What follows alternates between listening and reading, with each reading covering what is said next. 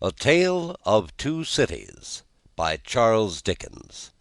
Chapter 2. A Sight. "You know the Old Bailey well, no doubt," said one of the oldest clerks to Jerry the messenger. "Yes, sir," returned Jerry, in something of a dogged manner. "I do know the Bailey." "Just so. And you know Mr. Lorry?" "I know Mr. Lorry, sir, much better than I know the Bailey, much better," said Jerry, not unlike a reluctant witness at the establishment in question. "Then I, as an honest tradesman, wish to know the Bailey." "Very well. Find the door where the witnesses go in, and show the doorkeeper this note for Mr. Lorry. He will then let you in." "Into the court, sir?" "Into the court." Mr. Cruncher's eyes seemed to get a little closer to one another, and to interchange the inquiry, "What do you think of this?" "Am I to wait in the court, sir?" he asked, as a result of that conference. "I am going to tell you. The doorkeeper will pass the note to Mr. Lorry, and do you make any gesture that will attract Mr. Lorry's attention, and show him where you stand. Then what you have to do is to remain there until he wants you." "Is that all, sir?" "That is all. He wishes to have a messenger on hand. This is to tell him you are there." As the ancient clerk deliberately folded and superscribed the note, Mr. Cruncher, after surveying him in silence until he came to the blotting-paper stage, remarked, "I suppose they'll be trying forgeries this morning?" "Treason." "That's quartering," said Jerry. "Barbarous!" "It is the law," remarked the ancient clerk, turning his surprised spectacles upon him. "It is the law." "It's hard in the law to spoil a man like that, I think. If it's hard enough to kill him, I know it very hard to spoil him, sir." "Not at all," retained the ancient clerk. "Speak well of the law. Take care of your chest and voice, my good friend, and leave the law to take care of itself. I give you that advice." "It's the damp, sir, what settles on my chest and voice," says Jerry. "I'll leave you to judge what a damp way of earning a living mine is, sir." "Well, well," said the old clerk, "we all have our various ways of gaining a livelihood. Some have damp ways, and some have dry ways. Here is the letter. Go along." Jerry took the letter, and remarking to himself, with less internal deference than he made an outward show of, "You are a lean old one, too," made the bow, informed his son in passing of his destination, and went his way. They hanged at Tyburn in those days, so the street outside Newgate had not obtained one infamous notoriety that has since attached to it; but the jail was a vile place, in which most kinds of debauchery and villainy were practised, and where dire diseases were bred, that came into court with the prisoners, and sometimes rushed straight from the dock at Lord Chief Justice himself, and pulled him off the bench. It had more than once happened that the judge in the black cap pronounced his own doom as certainly as the prisoner's, and even died before him. For the rest, the Old Bailey was famous as a kind of deadly inn-yard, from which pale travellers set out continually, in carts and coaches, on a violent passage into the other world, traversing some 2 miles and a half of public street and road, and shaming few good citizens, if any. So powerful is use, and so desirable to be good use in the beginning. It was famous, too, for the pillory, a wise old institution, that inflicted a punishment of which no one could foresee the extent.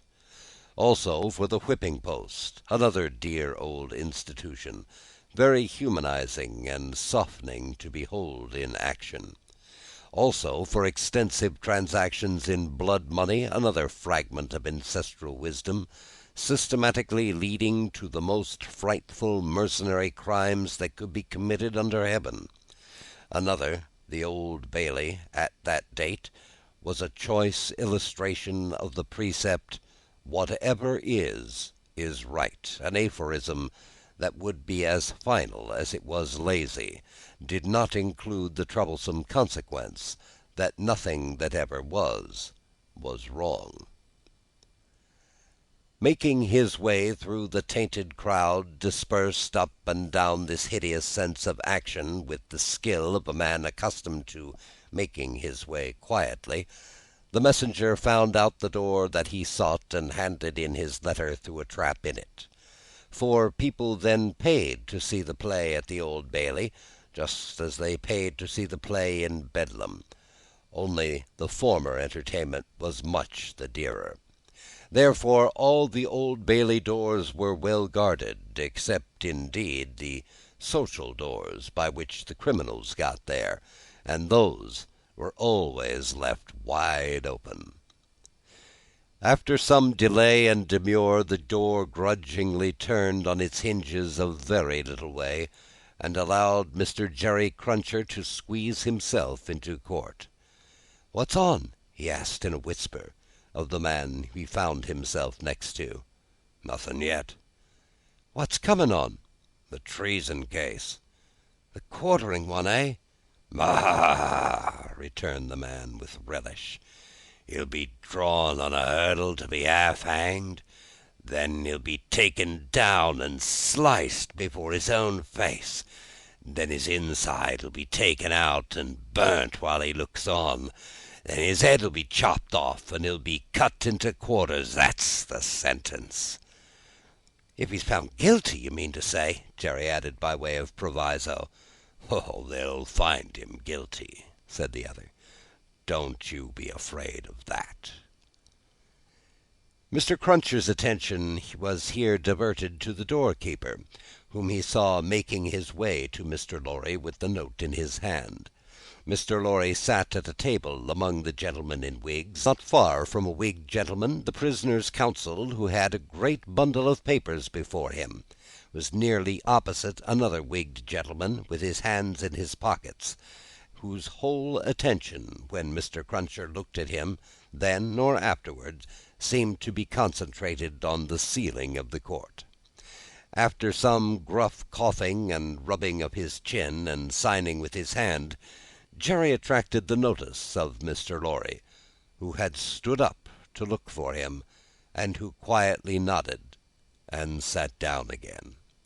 "What's he got to do with the case?" asked the man he had spoken with. "Blest if I know," said Jerry.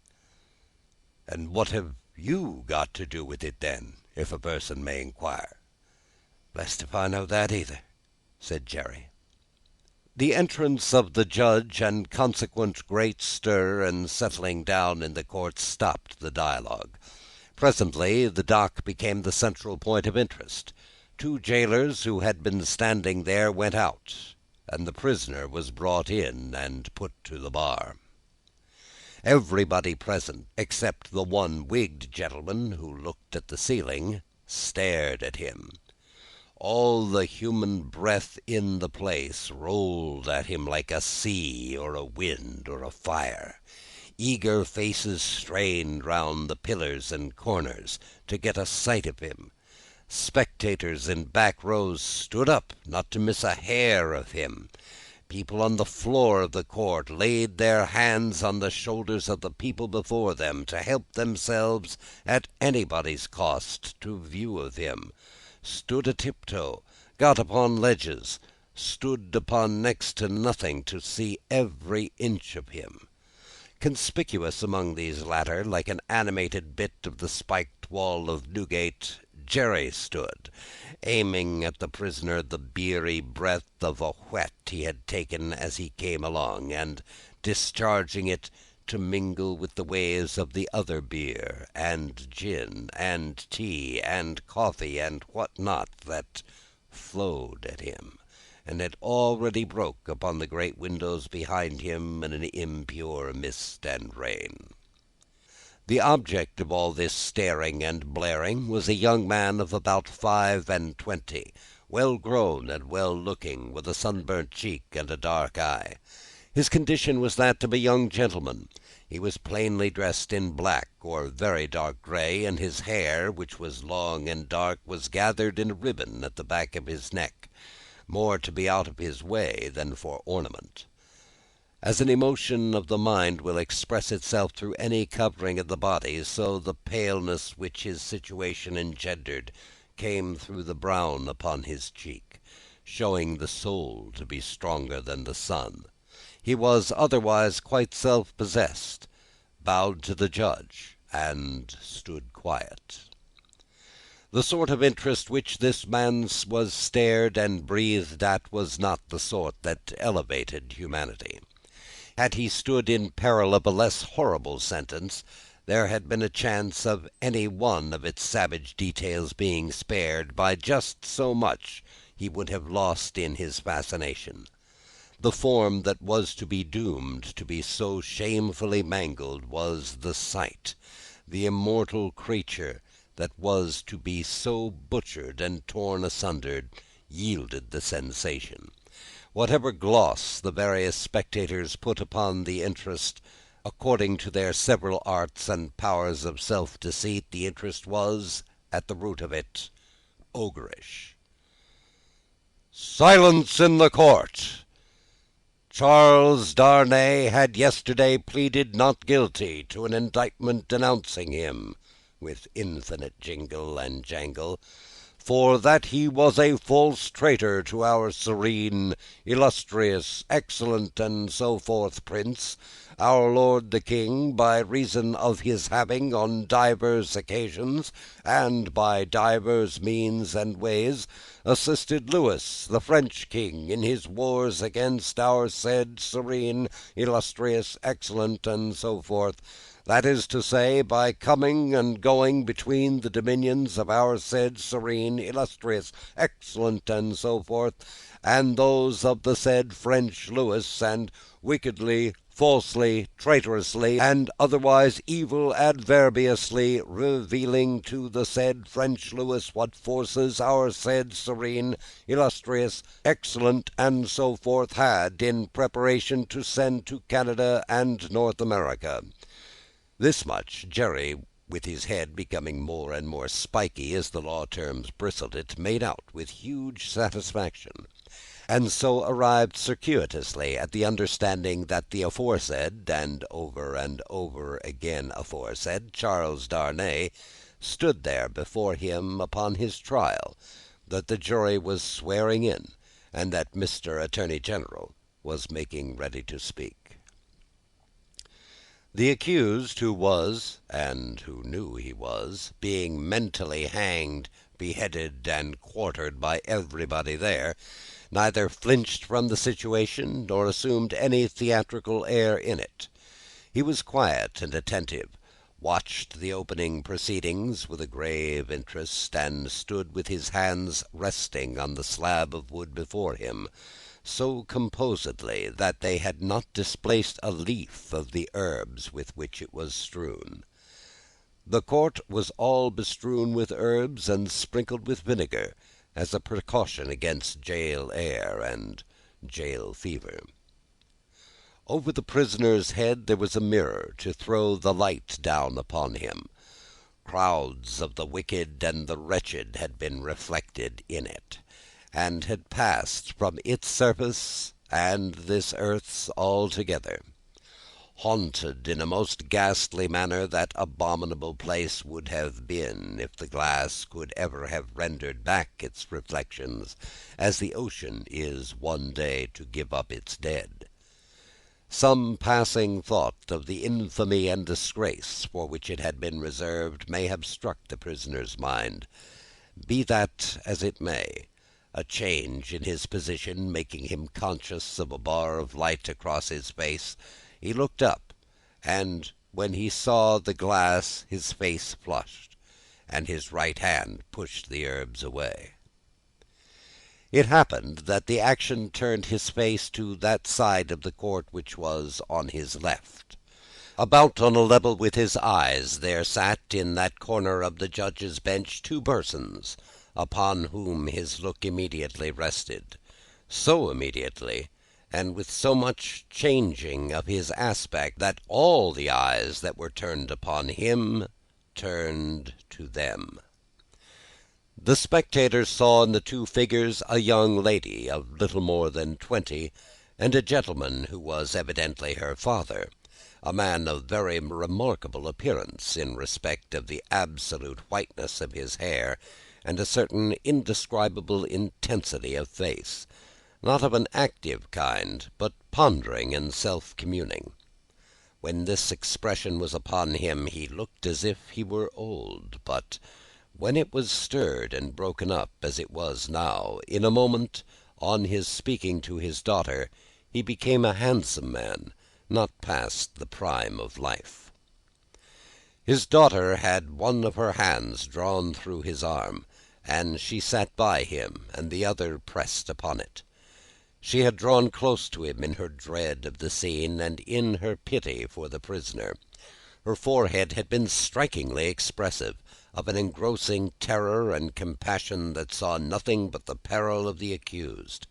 This had been so very noticeable, so very powerfully and naturally shown, that starers who had had no pity for him were touched by her, and the whisper went about, "Who are they?" Jerry, the messenger, who made his own observations in his own manner, and who had been sucking the rust off his fingers in his absorption, stretched his neck to hear who they were. The crowd about him had pressed and passed the inquiry on to the nearest attendant, and from him it had been more slowly pressed and passed back. At last it got to Jerry. "Witnesses!" "For which side?" "Against." "Against which side?" "The prisoners." The judge, whose eyes had gone in the general direction, recalled them, leaned back against his seat, and looked steadily at the man whose life was in his hand, as Mr. Attorney General rose to spin the rope, grind the axe, and hammer the nails into the scaffold. Thus ends Book 2, Chapter 2, A Sight.